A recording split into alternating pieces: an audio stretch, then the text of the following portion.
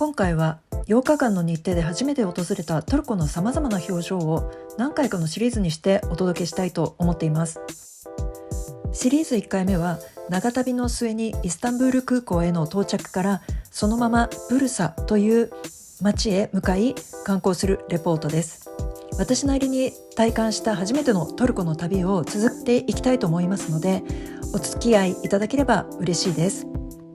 この旅行のフライトは上海経由でした。成田を立ったのが夕暮れ時だったので、日の沈む時間帯で窓から見る空の色がとても綺麗でした。上海に夜の時間帯に到着、その後そこで数時間空港に滞在してから真夜中に上海を離陸するフライトで、さらに約12時間の長旅でした。今回利用した中国東方航空は単体のドリンクサービスというものがなくて、水分はほぼ食事の際に提供される紙コップ1杯分とかなり少量だったので、搭乗する際に空港でお水などを用意しておいた方が良いかもしれません。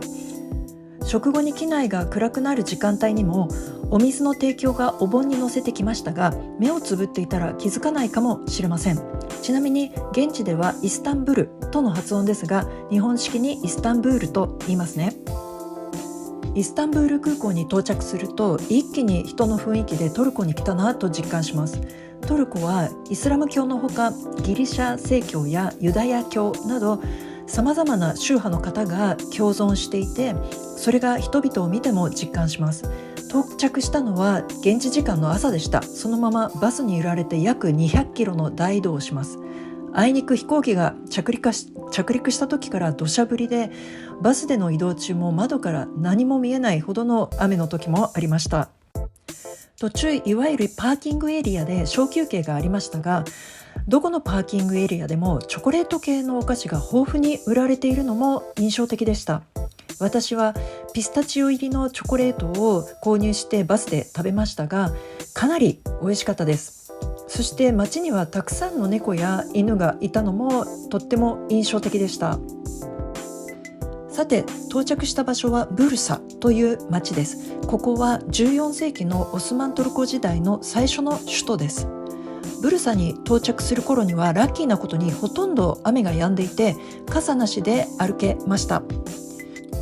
はじめに訪れたコザハンというところはシルクロードの終着点で絹製品を扱うバザールがあり、1490年に建造された歴史的な重厚感のある建物がある場所です。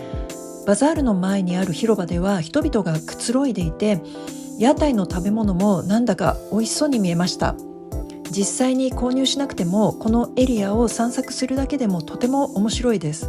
とにかくトルコに到着してからそのままここまで移動してきたので、一気にどっぷりと異文化の中に入り込んだ気分で、絹製品を売っているお店を見るだけでも旅の醍醐味を感じられました。そしてこのバザールの2階から下の中庭を見下ろすと、布の屋根が張られたカフェが所狭しとあって非常に風情があります。通りを散策していると肖像画やポスターで描かれている同一人物をよく見かけました。これ以降も各地で目にしましたが、この方はトルコ共和国の1923年からの初代大統領ムスタファ・ケマル・アタチュルクさんで、トルコ建国の父として国民から敬愛されているようです。大統領として就任すると政治と宗教を分離し、トルコ語の表記をラテンアルファベットに変更するなど現代のトルコの基礎を作った方です。次にモスクへ向かいました。イシェル・ジャーミーという名前で緑のモスクという意味が付けられている1424年に建てられたモスクです。外では敬虔な信者の方が手足や顔を外の洗い場で清めていました。この日は寒かったので真水で多分すごく寒かったのではないかと想像します。入り口の大理石は非常に細かなイスラム装飾がされていて、ずっと自分の頭上まで見上げているとスペイン・グラナダにあるアルハンブラ宮殿の中で同じように上を向きながら細かな装飾を眺めたことを思い出す感覚でした。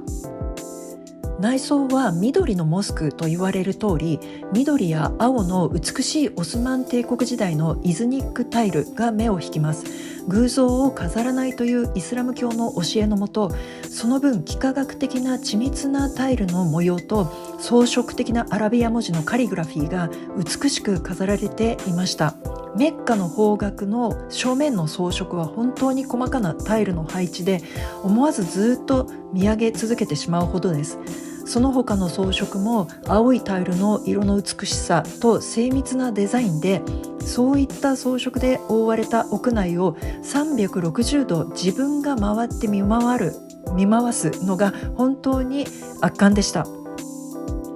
こんな感じで一周して見上げています。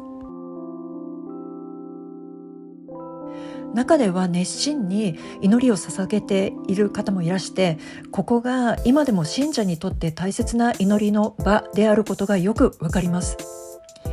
間近で見るタイルの装飾は本当に美しく、それからスペイン語の訳が添えられたコーランなども展示されていました。